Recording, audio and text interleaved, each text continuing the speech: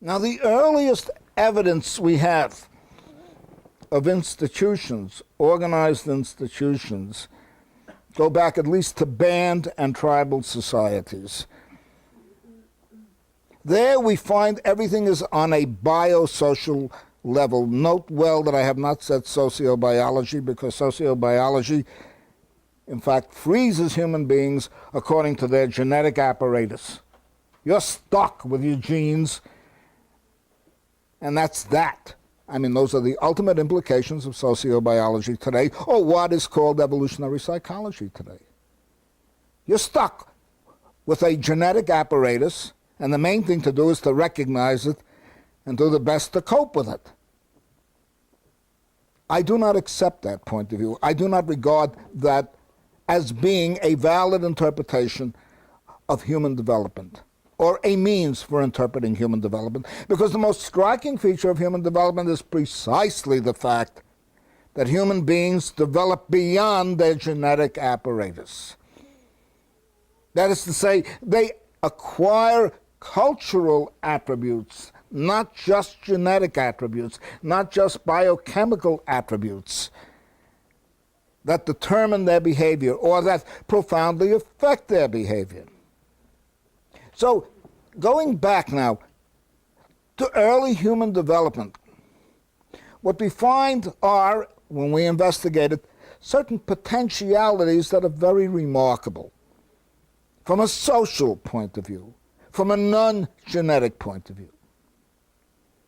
What we find, first of all, is that human beings at the band level and frequently at the tribal level can live communally. They can learn to share, not simply to care. Chimpanzee mothers care for their infants. Human mothers and fathers, hopefully, care for their children. But they can share. The most important advantage that seemed to confer this freedom of using arms, of having 4 legs that now turned into arms, was the ability to carry. The ability to carry implied that this kind of animal, our ancestor, could bring food back to a community. And it is more suggestive of the fact that such an animal was capable of sharing and even went out and pursued with the purposes of sharing than anything else. So that community began to form around the idea of sharing, around the need for giving, and the reciprocity of giving and sharing, which seems to lie at the very heart of the development of our species, even anatomically, not only in other respects, culturally. The next great move we begin to see is the ability to fashion cutting instruments and fashion weapons for the purposes of hunting. And for all I know, and there's no evidence to show otherwise, hunting strangers, other human beings, or other hominids. But more importantly, the ability now to intervene in the environment and literally hunt down food with instruments that are not part of your anatomical equipment. Lions can do these things. Tigers can do these things very, very effectively. Cheetahs, and so on and so forth. Leopards, they can hunt.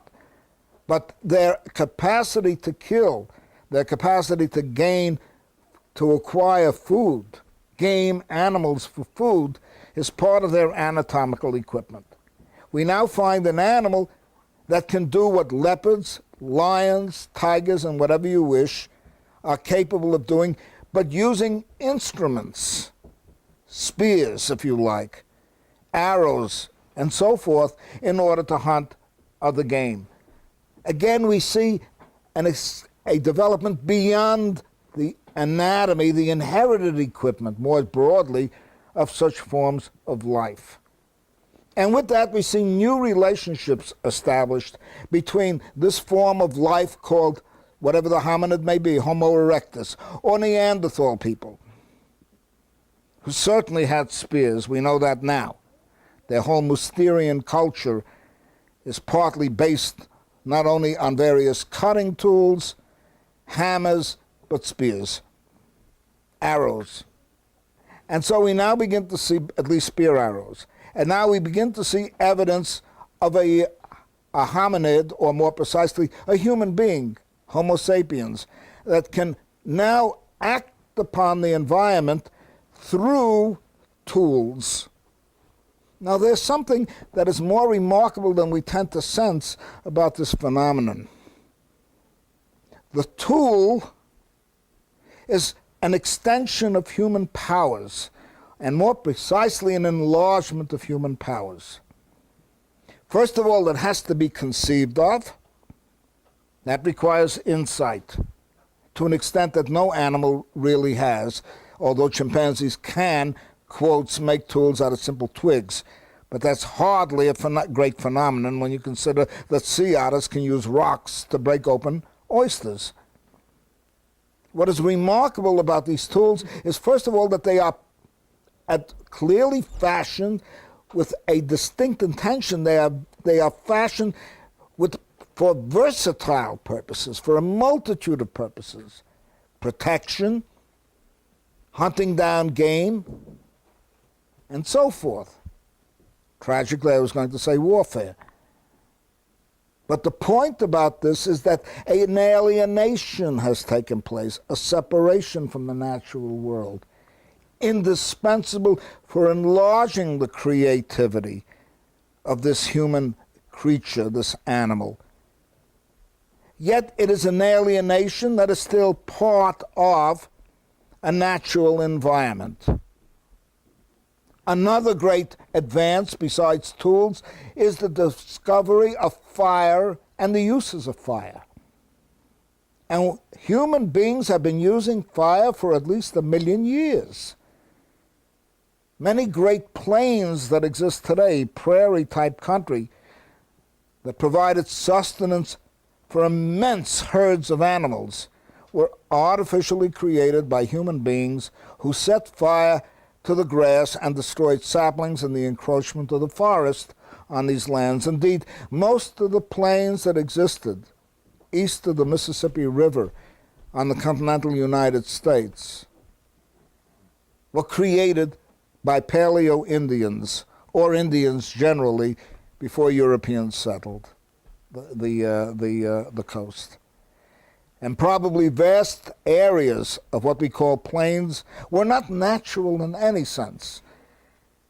They were created by human beings early in prehistory who deliberately tried to provide an environment for herd animals on which they subsisted, at least in part. So that human beings were changing long before what we call civilization, the emergence of civilization. They were changing this environment dramatically, using tools, using fire.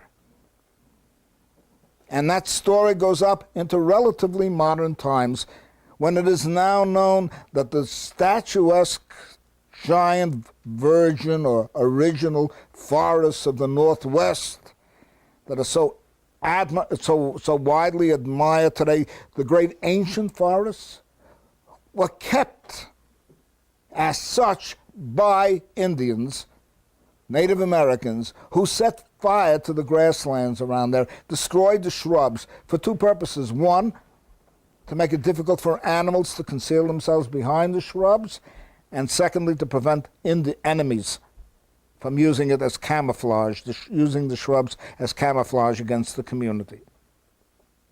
So that these ancient forests are ancient primarily by virtue of human activity.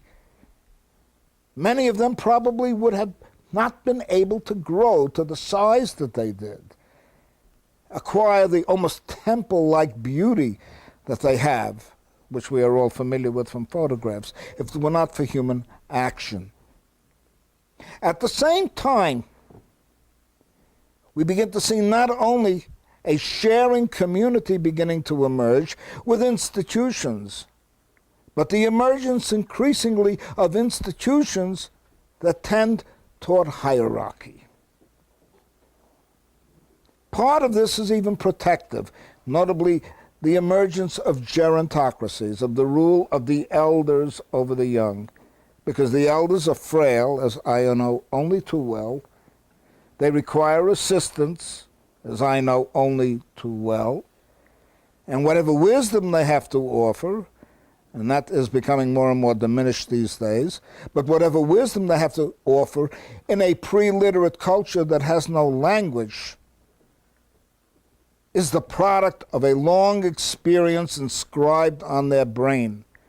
There are no volumes to open, there are no encyclopedias, there are no schools. You have to go to the elders to find out what is the best way, not only to engage in certain ceremonies, not only to untangle various bloodlines so that marriages can be arranged properly, exogenously, but also simple practical details of how to hunt, how to form camps, how to read the weather, and so on and so forth. This instruction, the elders become the encyclopedias of the community, and increasingly they have the potential, and later they begin to realize that potential of having greater control. All the more because they are increasingly dependent as they grow older. They are dependent upon the younger to provide the food, to provide the means of life, to protect the community. So we begin to see these early, almost natural forms of domination organized around age groups. At the same time, we also begin to see the emergence of different gender cultures, female and male. In fact, these are very early. These distinctions emerge very early on in the development of humanity. And lastly, and significantly, we begin to see that the most able hunters also are the most able warriors. And the more neurotic elements in the community become the shamans, who seem to be gifted with the powers of acquiring spirits in a spirit world where everything has to be accounted for by virtue of the action of spirits, be it disease, be it good fortune in hunting, be it a simple accident, a physical accident, all to be blamed on spirits. The world is completely infested with spirits. And the shamans are there to collect that superstition and utilize it and manipulate it for their own ends, no matter how much the New Age today may love shamans, be inspired by them, Don Juan and God knows who else. The fact of the matter is that they are among the first politicians to appear in early tribal communities. And so what we begin to see within the community itself is a gradual stratification, first around biosocial features, kinship, gender, age, and then further, entirely unique, political, namely shamans, who cultivate suspicions and fears of spirits. And lastly, we begin to see warrior castes beginning to emerge, the most able of the hunters, and with increases in population, the beginning of serious conflicts between tribal communities. Thus, we begin to see a transition increasingly, not only toward hierarchy and hierarchical institutions, but we also begin to see a transition into specifically social institutions. The shaman is not explicable in biological terms. Kinship is explicable in biological terms. Gender differences are explicable in biological terms. Age groups are explicable in biological terms. But shamans are not, and warriors are not. And with them, chieftains are not. And the formation of tribal confederacies based around chieftains who become kings like Odysseus, like Agamemnon, and so on and so forth, are not. We also begin to see something that is remarkable, and that is the emergence of cities. Many of them structured around religious goals, the temple being the most important, and sometimes the temple and the palace being the most important buildings in any city. Anyone who has studied Maya culture will know this. But now political authorities begin to emerge, and the state. And now a new evolution begins to take place. And the most important problematic that this new evolution begins to raise is, first of all, to what extent can the egalitarian, sharing practices of tribal life be preserved and transformed so that they fit into urban life?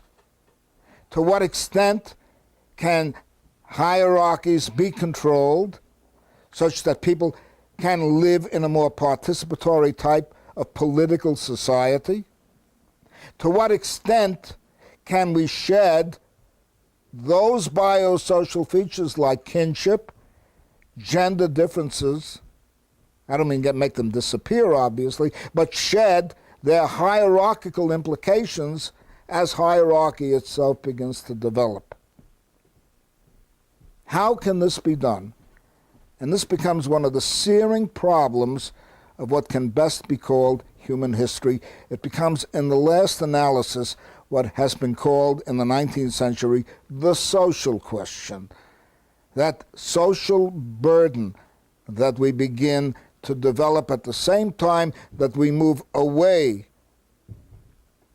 from a largely nature-based form of life with nature-based institutions into specifically cultural and political structures, institutions, such as the patriarchal family, such as chieftains, such as urban life and all its demands politically, as well as logistically, such as problems of agriculture, ownership, and so on and so forth.